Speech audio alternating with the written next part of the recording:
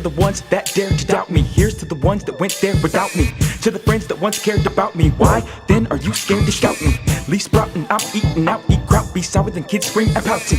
Rerouting up in the mountain, shout, need to believe in the top 3. Pursue the few that renewed me. Shoes be bigger than huge kangaroo's feet. Big news you lose just to prove me right. We fight and you try to bruise me. So listening to the record, you know, and Evaporations for me, that was, you know, that was my soundtrack for like the first like 6 months of 2016. I mean, every day back and forth, you know, and then of course the part to finish Tears. Then that became my soundtrack, BSCS. But you know, notice that your partner doesn't curse, you know, but we all listen to music that has cursing in it. But why is it that you choose not to have profanity in your raps? There's a couple of reasons why. The first reason is that growing up, you know, I get a CD or my brother get a CD, it has the parental advisory sticker, so you know, gotta hide it from my mom. So you know, we'll listen to a song and she'll come in. The first thing we do, gotta cut it off, gotta cut it off, gotta cut it off. You know, what they might say, you know, what N word, what B word, what any type of word they'll come up on the loudspeakers at my mom's house. Growing up, but like I say, this is hip hop. The street is gutter. So I wanted to have music that anybody can play at any time. So if their mom, grandma, auntie, uncle, you know, brother, sister come in, like you can have virgin ears. Like it won't affect you. My content is heavy, so that's why I don't need profanity. Another reason why I don't use profanity is because as a God MC, which I consider myself, I may not be the best in top 3, but all right, I got the most high on my side. And of course, Rashad, you know? Hey, you know what I'm saying? Reconstruction of real, baby. Rapping with the past is the rap shit. So it is what it is. But that's another reason why Rakim, no profanity, you know, God MC status, and also Eminem as a God MC, he doesn't use the N word. So it's like if Eminem could sell and beat himself and not use the N word, and if Rakim can be a hip hop god and not use profanity, then for me to walk in that light, I have to discipline myself. So that forces me to be more creative.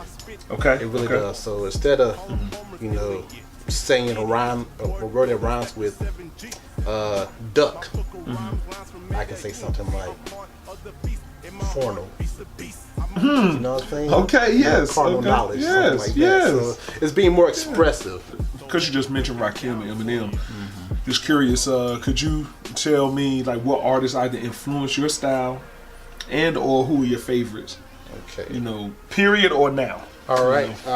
Artists that influenced my style, give big props to Tupac. Growing up in the 80s, he was, you know, the epitome of hip hop for me. Give another one to the Dirty South, which is where I'm from. Definitely, I got to get up for the Dungeon Family. Just hearing the piano, like something that simple, like, hey, I can do this. You know what I'm saying? Just being young, like, hey, I may not be able to rap, but I can at least do on the keyboard. So I felt that connection. I like West Coast music. I like corrupt wordplay. There's another artist you may not even heard of him. He's from South Carolina. His name is Sab Young.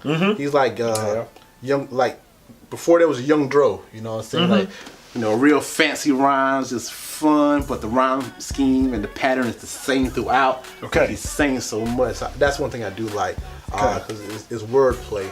And right now, obviously, it's more than just a shirt thing, you know what I'm saying?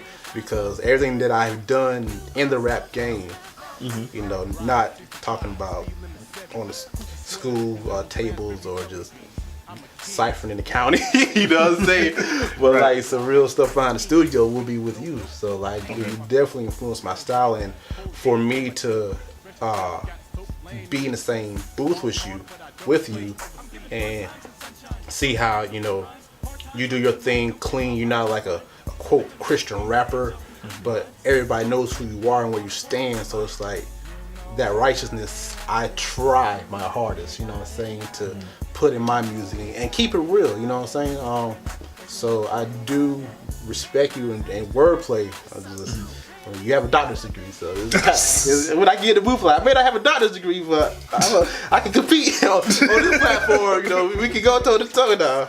Why they keep trying to come for me? Why they trying to come for me? Why? It's all the 80s babies out there.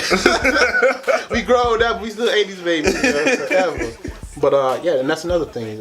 Like seeing you and Mitch, I remember when I didn't even know his face and I heard his voice on Luxurious Life. And then I was in the studio with him and he set it on fire. I had to run out, make sure my locks went on fire, make sure I had all my clothes with me, I didn't leave my phone in the studio. And then he was singing on top of that, like, well, I gotta come back in the studio. I know it's on fire, but he's singing right now. So it's drawing me to the booth.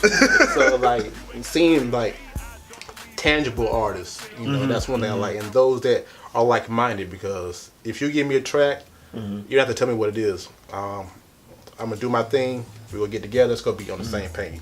Yeah. Same thing with Mitchell. I gave him a track. Didn't tell him the idea behind it or nothing. Just gave him instrumental. And it just it so beautifully. So that's one thing. Like birds of a feather flock together. Then are you scared to scout me?